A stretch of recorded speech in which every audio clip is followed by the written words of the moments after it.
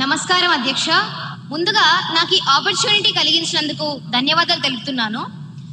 మన ప్రతిపక్ష నాయకులు అడిగిన మొదటి ప్రశ్న, గత ఏడాది నార్కోటిక్ డ్రగ్స్ మరియు సైకోట్రోఫిక్ పదార్థాలపై సీజ్లు, పెనాల్టీలు మరియు అరెస్టులు ఎంత నమోదయ్యాయి?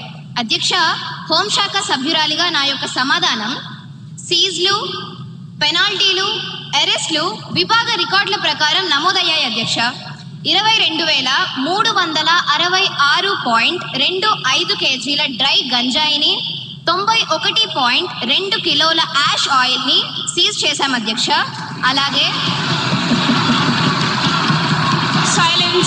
సైలెన్స్ సభ్యులందరూ కూర్చోవలసిందిగా కోరుతున్నాను. అధ్యక్ష, భారీగా ganja, opium, MDMA, heroin and నిషేధిత మందులను సీజ్ చేశాం అధ్యక్ష.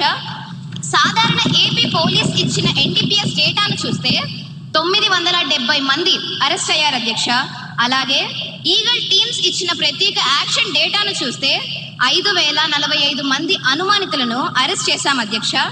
అధ్యక్ష, as per NCB data, over 1,09,000 kg of illicit drugs have been seized in major cases between 2020 to May 2025.